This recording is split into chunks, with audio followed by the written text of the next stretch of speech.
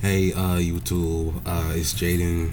Uh, this is also my 100th video, by the way. Um, Also, I got like another subscriber. I don't know who's watching my videos. I don't know why. I'm not promoting these at all. I expect only like a couple few to watch them. Um, yeah, so I think that's a little weird actually. I don't know if it's because I put naked in the title actually, because I went to look back as to why I had like another subscriber, and that video kind of like quote unquote blew up. It relatively blew up for my channel. Um, so maybe I'll stop putting like naked in the video titles, because I wasn't naked in the video title. It was in the story that I was telling. But yeah, okay. So and the video was mostly about me creating a new organization, or a new channel for my organization. So I don't know. I felt like that was a little weird, but either way, uh, a little procrastination video, real quick. Cause I gotta study real quick. Got two finals today. One is online. One is at 2:30. In like in person, and I'm actually doing pretty well in the class already, so I'm not too worried about it. It's more so that I feel like I can do just like all right on it, and I'll still maintain my A. My lowest grade is a 90 on every test, so I've been getting like 95s. You know what I mean? So it's weird because not even it has nothing to do with my major. It's a criminal justice class, and the class is kind of decently hard. I think it's the way that he organizes the test, if I'm being honest, because like he literally puts the exact questions that he's gonna put on the test, right? So it's like you don't really have to study. Like he marks like on the PowerPoints, or like whatever thing that he uses to study. Like he literally marks the notes that he's gonna put on the test in yellow, so you don't really have to study. But I study irregardless, just to make sure. Like for the bonus points, he doesn't mark it, so that's why I do study. Which is what's getting me like the 95s, or like the 105s, stuff like that. So, anyways, made a video, making a video rather, because I've been keeping up with this Drake and Kendrick beef for a minute, and it's very interesting because, hold on, let me put my video my phone on do not disturb. Been keeping up with this Drake and Kendrick beef for a minute because, well, number one, I didn't care about the Drake and Meek Mill beef. I was too young for that. I wasn't too young. I was only like 12, but I wasn't like super into rap like that, to like care enough. Like I heard about it in passing, and then I was too young for like any other thing, I guess, right? Like, or I guess like any other beef that like mattered, I guess, right? Like Jada, I think it was like Jada and 50 Cent, right? Like that had to be in the 2000s, I'm pretty sure. So I think that had to be like the next biggest rap beef before Drake and Meek Mill. I don't know. I'm too young, and I don't keep up with it. So this Drake and Kendrick beef is like something that I'm like old enough to actually keep up with, and I think it's very interesting. Well, rap is already intertwined with the culture, but I think that, to my knowledge, most rap beefs are pretty materialistic. Um, Pretty materialistic, and they don't like, even though, like I said, rap is kind of intertwined with culture, black culture, it's not really conscious like that, if that makes sense. It doesn't have to deal with like actual black issues, like again, to my knowledge, Drake and Meek Mill, Drake and Meek Mill, I'm pretty sure it just had to do with like the numbers, right? I think it just had to do with numbers, and it just had to do with like the labels that they were on, and like how much tickets Meek was selling on his tour or something like that. Like it was stuff like that. It was really petty stuff. But this beef has a lot to do with like Drake's skin tone. It has to do with capitalism. It has to do. Did I make a video on this already? I might have, and I just never uploaded it. But I'm definitely gonna upload this one because I'm gonna make it short because I actually have studying to do. Yeah, because I'm saying this and I'm like, this sounds familiar. But anyways, yeah, this beef seems a lot more conscious than the other ones that I know about. And it's very interesting because I can relate to it. Very interesting, right? Especially with someone like Dot. Like, you can't, like, he might be the greatest poet ever. No, that's a lie. He might be the greatest poet of our generation. Someone who makes Good Kid, Mad City and what was the other one? To Pimp a Butterfly within, what was it, 3 years? Like,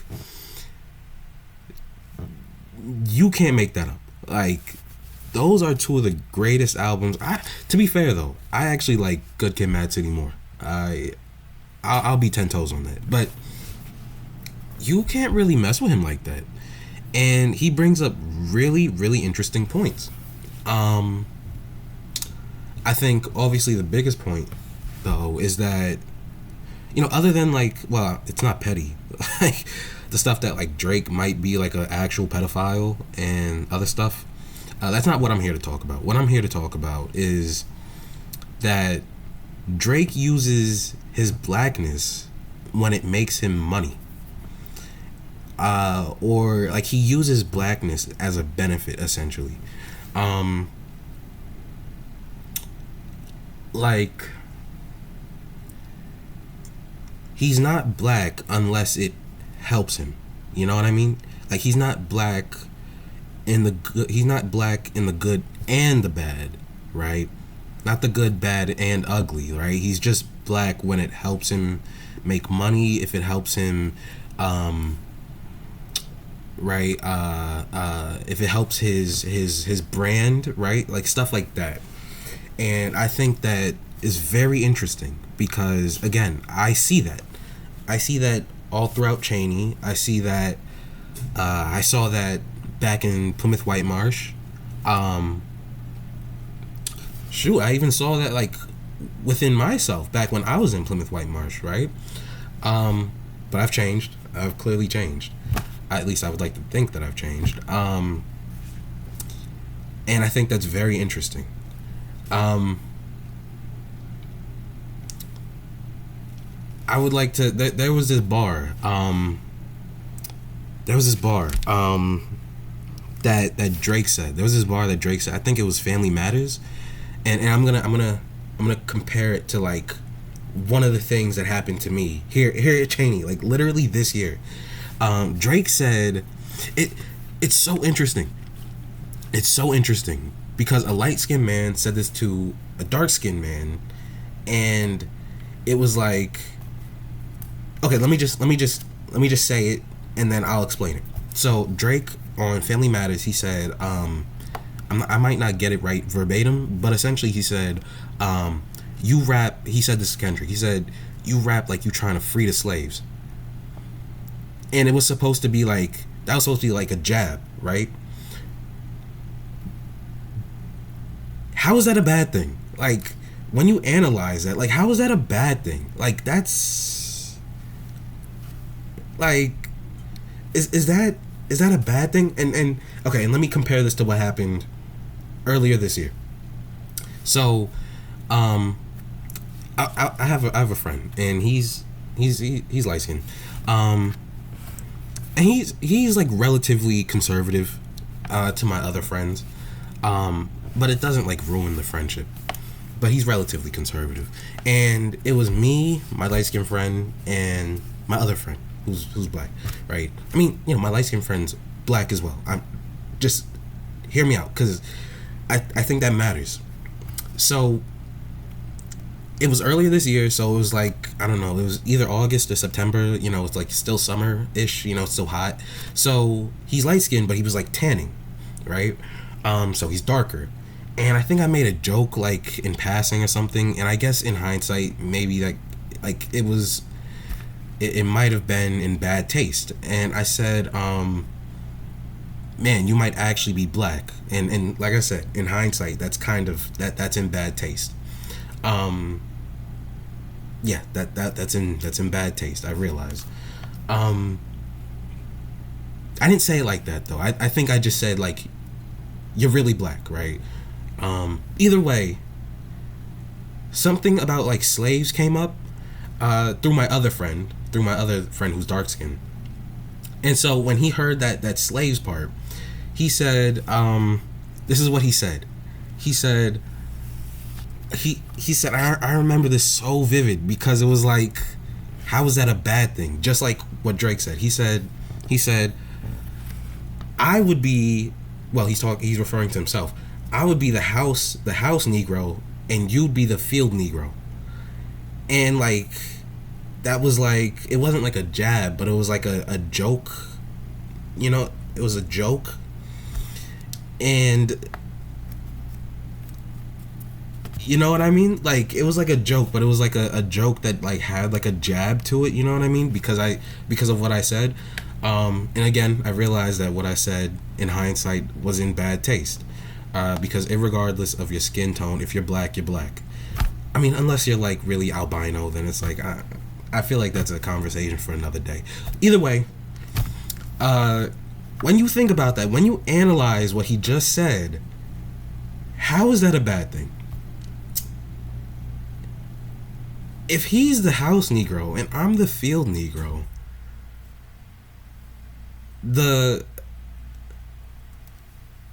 it was the field slaves that did all the revolting, right? Like, the field slaves did all the revolting so that they could be liberated.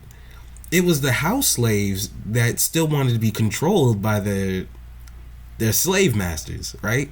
So, like, what he said, he thought that was like a jab, but like, it was just actually like kind of like, you don't actually understand what you're saying. You know what I mean? So when Drake said that bar, like, I realized like it made me think about what my friend said, because it was like, you don't actually know what you're saying, because that sounds, you think that's a jab, right? Like, I know Drake was like thinking like, in my mind, like, he was like metaphorically looking back at his like OVO team. He was like, yeah, that one landed, right?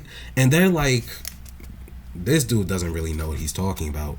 But you know what I mean? Because like, he low-key just gave Kendrick a compliment, right?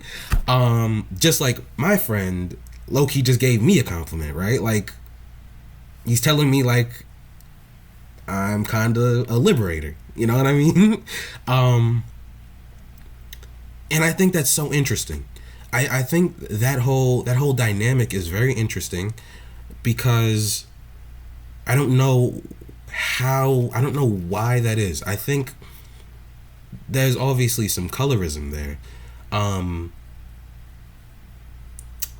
And I do realize that there was completely bad taste in what I said. Although I didn't want it to be like that type of joke, quote unquote joke, now that I think about it. But again, knowing that my friend was like, he's already relatively conservative, like, that's always been there. You know what I mean? Just like, that's what Drake has been saying these last couple tracks or whatever. That's always been there in him. And I think that's interesting. Because I mean, I know there's been a plethora of videos that people have made about like colorism and stuff. Um, but it's just I find it very interesting that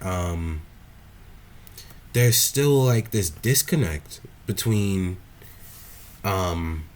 like light skinned people and dark skinned people, because it's almost like they'll use that light skinness as like they'll use that light skinness as like a privilege point, but then they'll try to be completely black when they're trying to get good with you.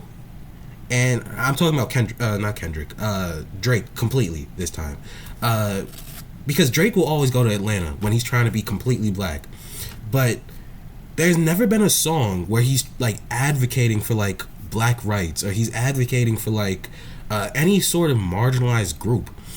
Like, he's clearly a pop artist, and I'm pretty sure he said that.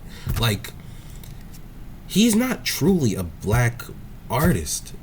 Like, he's a pop artist who just happens to be black, right? Like, Kendrick is a black artist. He's black in the good, the bad, and the ugly, right? Drake is just black when it fits him, right? And I don't like that.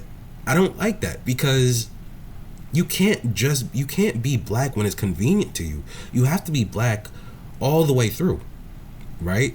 You have to. Like, otherwise you can't claim the race. You can't claim the race if you're not it all the time, right? I was watching another video where it was from Lil Bill. I'm gonna link his channel too, because I actually really like him. He's low-key topped FD Signifier. I think he's my favorite like YouTuber right now. But yes, like people like Chris Rock, or people like even Dave Chappelle now, OJ, right? Like, they're low-key the type that's like, I'm not, well, clearly OJ said it, like, I'm not black, I'm OJ. But Chris has kind of said that, right? With like the friends that he has, right? Dave has said that with the friends that he has, right? Like, you are the people that you hang around. And if you only hang around white people, right? Like, that says a lot about your character. It does. I don't know. I'm not advising everybody who is a person of color to only hang around your people, but you do have to. I think that it's very important to remember who you are as a person, because white people, the whole point. Let me not get radical.